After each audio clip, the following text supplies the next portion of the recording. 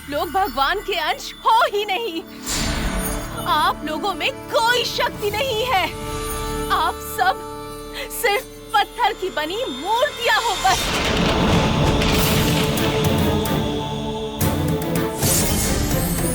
मैं अपने दोनों हाथ उठाकर मुसीबत के समय आपके सामने गिड़गिड़ाई थी, पर आपने मदद नहीं की। आपके दर्शन करना, आपकी पूजा करना, ये सब मेरा पागलपन था। पर अब मेरा वो सपना टूट गया है, क्योंकि अब सब कुछ खत्म हो गया। मैं रोई, चिल्लाई, पर आपकी तरफ से कोई जवाब नहीं मिला।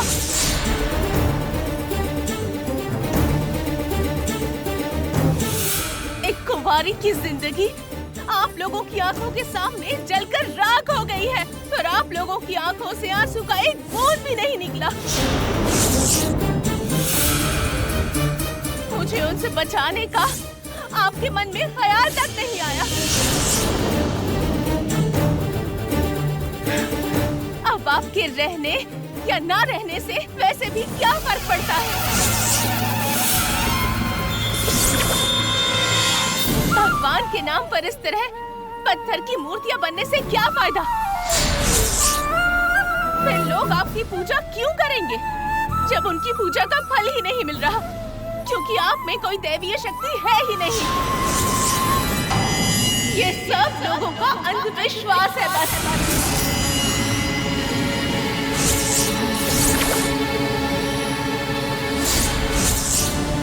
भगवान के नाम पर तुम्हें यहाँ रहने का कोई हक नहीं।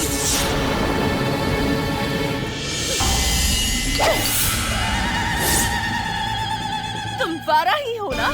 तुम्हें पूजने से सफलता मिलती है। सब कुछ खोकर बर्बाद होकर तुम्हारे सामने खड़ी हूँ, तो बताओ मेरे हिस्से की सफलता यही है? मेरी प्रार्थना, मेरी रोने की आवाज तुम्हें सुनाई नहीं दी?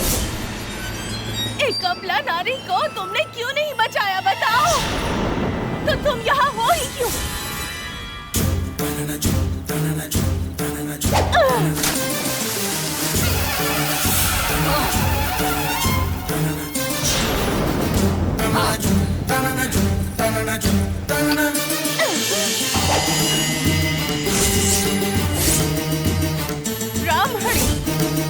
विद्या बुद्धि देने वाली ब्रह्मा का अंश। मैंने अच्छे से पढ़ाई करने के लिए तुम्हें पूछा था, मन लगाकर पढ़ाई की।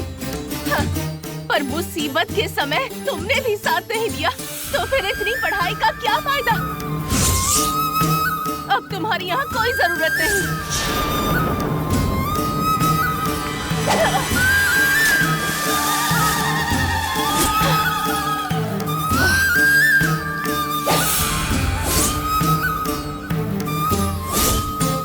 तुम्हें भी यहाँ रहने का कोई हक नहीं।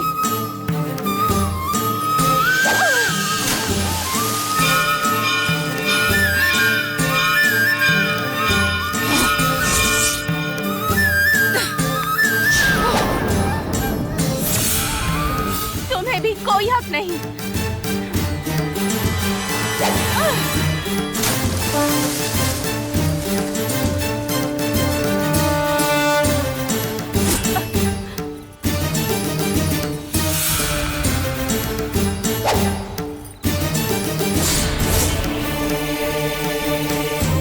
तुम्हारी भी नहीं है।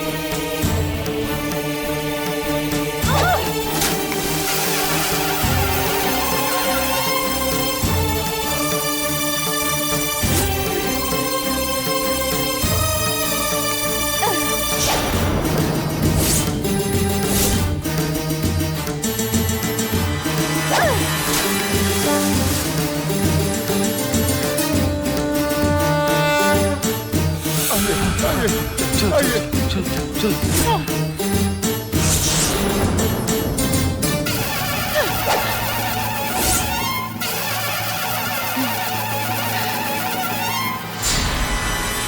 चामुंडेश्वरी, महेश्वर की तीसरी आंख मानी जाती हो तुम। चंड मुंड का वध किया था तुमने। तुम्हारी भी 3 आंखें हैं, 16 हाथ हैं और उन हाथों में 16 तरह के हथियार हैं। सब कुछ होते हुए भी, तुम्हारा रूप धरने के बावजूद तुम मुझे बचा नहीं पाई। तुम्हारे 16 हथियारों में से कोई काम नहीं आया। तुमने एक भी हथियार का इस्तेमाल नहीं किया उस समय। तुम्हारी एक भी आंख नहीं खुली, तो तुम्हें भी यहाँ रहने का कोई अधिकार नहीं है। गंगा! जो मेरी रक्षा नहीं कर पाई, आखिर उसकी पूजा मैं क्यों करूं? बताओ। गंगा नहीं! गंगा उससे गंगा! गंगा! नहीं गंगा! ऐसा मत करो! ऐसा मत करो! ऐसा मत करो! नहीं गंगा! नहीं गंगा! अरे गंगा! नहीं, ये क्या कर रही हो? नहीं गंगा! रुक जा! ऐसा मत करो! गंगा रुक जा! ये मत कर! ऐसा मत करो। हो जाएगा गंगा! अनर्थ हो जाएगा! नहीं गंगा! क्यों आ जाओ? ये गलत है गंगा! इतने सालों से उस नारी शक्ति अम्बा को पूज रहे थे, और जब उस कुंवारी पूजा में जब मैं उस अम्बा का रूप लेकर गई, तो मुझे सम्मान क्यों नहीं मिला? मेरी ऐसी दुर्दशा क्यों की गई? अगर आज वो अम्बा भी मेरे सामने आ गई, तो उसकी भी यही हालत करूंगी मैं। ये बहुत बड़ा पाप है बेटी। तुम्हारे जैसे ढोंगी लोगों के लिए ना ही मंदिर की जरूरत है और ना ही पूजने के लिए मूर्तियों की। इसलिए इन सब मूर्तियों को उखाड़कर मैंने नदी में फेंक दिया। ये देखो क्या पागल हो गई है। आज के बाद इस गांव में सिर्फ और सिर्फ एक ही नाम पुकारा जाएगा, गंगा माँ। गंगा माँ, गंगा माँ। आज से सिर्फ मेरा नाम इस गांव के सारे लोगों के कानों में गूंजेगा। आज के बाद सिर्फ और सिर्फ गंगा माँ ही इस गांव के हर इंसान द्वारा पूजी जानी चाहिए। मेरा शरीर इस नदी में गल जाएगा, पर मेरी आत्मा इस गांव में हवा बनकर घूमती रहेगी। तुम सारे लोगों को हमेशा मुझसे डर कर रहना होगा। ये मेरा श्राप है, मेरी सौगंध है, मेरी कसम है।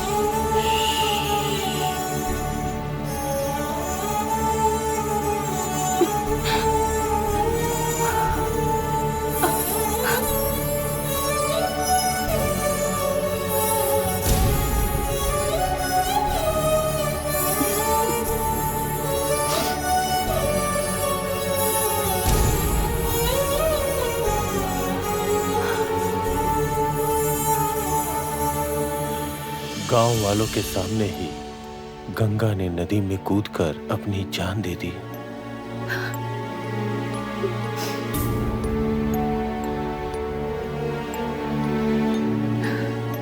भगवान ने भी साथ छोड़ दिया। ऐसी अवस्था में भगवान ने भी सहायता नहीं की। ऐसी स्थिति में वो क्या करती?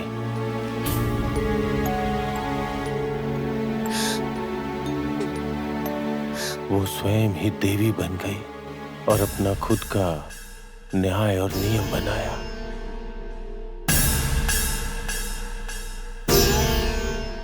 जिसने भी गलती की उसे उसने स्वयं दंड दिया। गंगा का शरीर तो नदी में बह गया, किंतु उसकी आत्मा आज भी उपस्थित है।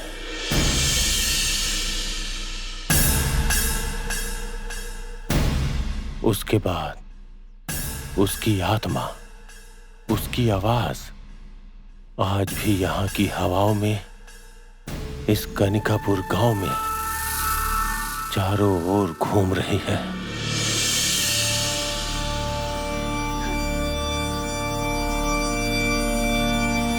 उसके दिए हुए श्राप के वजह से ही कनिकापुर गांव में घटनाएं घटनी शुरू हो गई। परंतु ग्रामवासी उसे, उसके श्राप को, उसकी आवाज को सामान्य बात समझते रहे।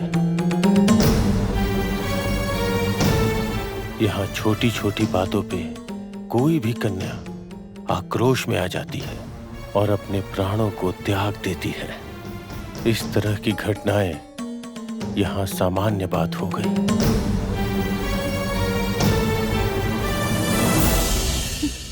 एक कुंवारी का श्राप इस गांव की ऐसी हालत कर देगा, ये किसी ने नहीं सोचा था।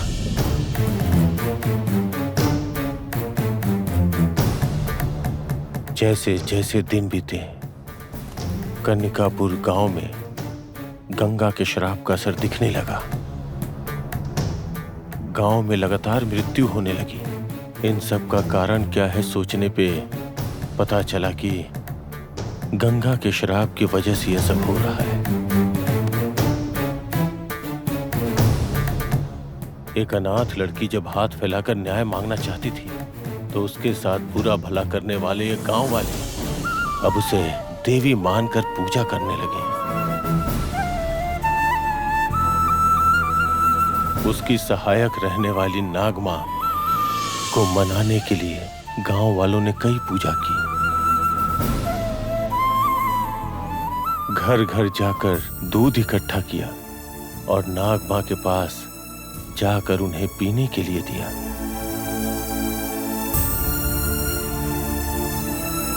उसके बाद नाग मां का क्रोध थोड़ा शांत हुआ, तब जाके गांव में थोड़ी शांति हुई।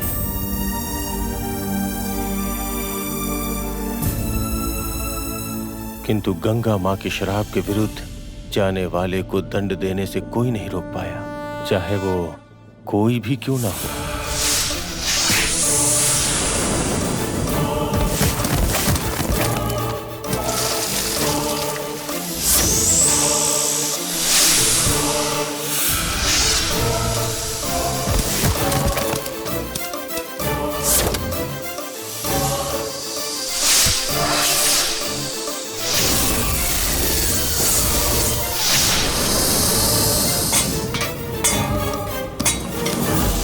गंगा मां को शांत करने के लिए उस वक्त आश्रम के मठाधिपति ने न जाने कितने प्रयत्न किए, परंतु सफल नहीं हो पाए। शांत रहने वाली लड़की गंगा के श्राप में इतनी शक्ति थी क्या?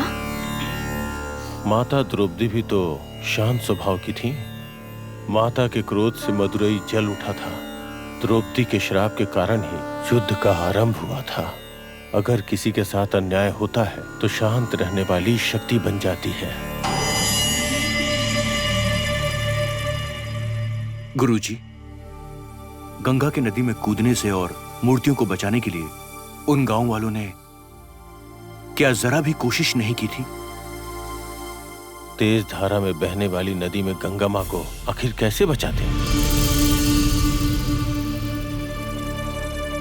उस समय के जो मठाधिपति थे, उस बात को सुनकर वहां पे आकर सप्त माताओं की मूर्तियों को जहां बहाई गई थी वहां ढूंढना शुरू किया।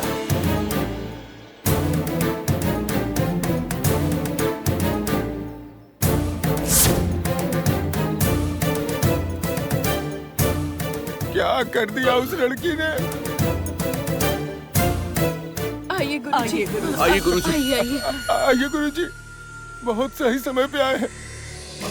रत्ना की बेटी गंगा सप्त कन्याओं की मूर्तियों को उखाड़ कर उसने नदी में बहा दिया और स्वयं भी नदी में कूद गई।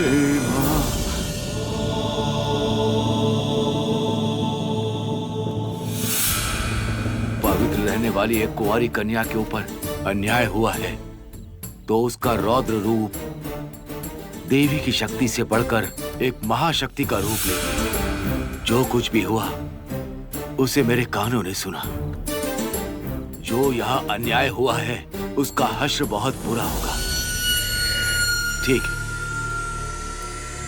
नदी के बहाव को देखकर गंगा को और सप्त माताओं की मूर्तियों को हम ढूंढ सकते हैं क्या? चलो प्रयास करते हैं। सब लोग नदी में उतरो, चलो और जा करके उसे ढूंढो। चलो जाओ।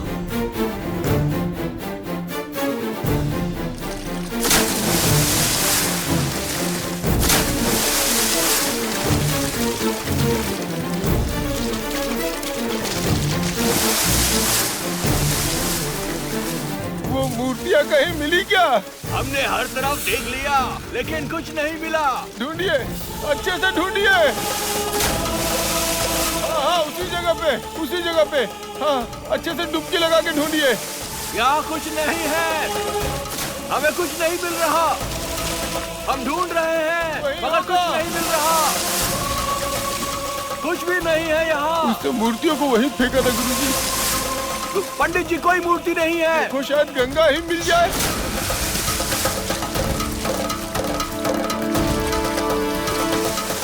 पंडित जी, मूर्तियाँ भी नहीं है। हम गहराई में गए थे और देखते हैं रानी कहाँ चली गई। ये ऊपर वाले उसे बचा ले, बचा ले। हमारी मूर्तियों को हमें दिलवा दे। कुछ नहीं है पंडित जी, कहीं कुछ नहीं मिल रहा। ये क्या हो रहा है माँ? ये कैसी परीक्षा है मेरी? ठीक है, चलो बाहर आ जाओ। आओ। आते हैं पंडित जी। पंडित जी, गुरुजी, हर जगह देख लिया, कहीं कुछ नहीं मिल रहा है। गंगा लगता है डूब गई है। माँ ललिता अम्बे माँ, पानी का बहाव उसे बहा कर ले गया। अब हम कुछ नहीं कर सकते। जो भाग्य में था वही हुआ। माता, अब सब आपके हाथ में है।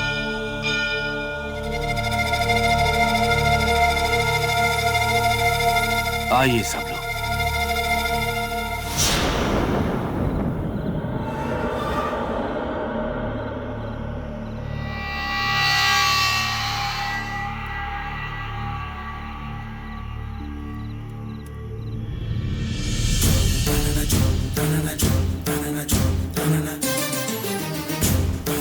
माँ, ललिता माँ,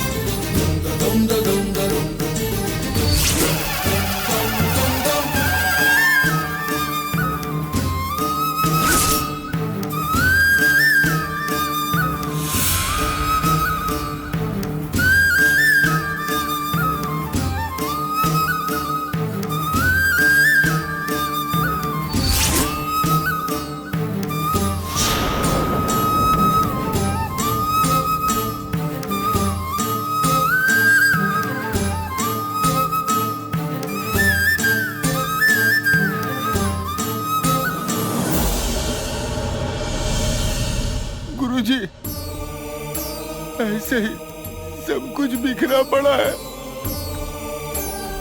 उन मूर्तियों को ढूंढना है, मंदिर को फिर से बनाना है।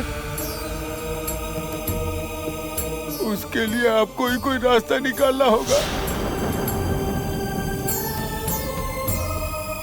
बोलिए ना गुरुजी, आप कोई रास्ता निकालते क्यों नहीं? अनर्थ हो गया। कुंवारी कन्या गंगा के साथ महापाप हो गया। चामुंडी का रूप रखने वाली वो कुंवारी कन्या, उसे कोई कैसे छू सकता है भला? उस पर बुरी दृष्टि कौन डाल सकता है? उसके ऊपर होने वाला अन्याय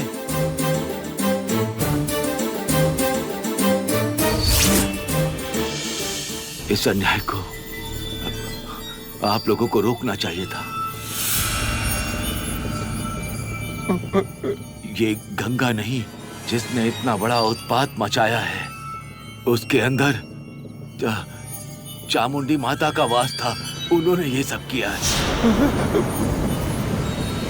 अब इस गांव को श्राप से बचाने वाला ऐसी कोई भी शक्ति मेरे अंदर नहीं।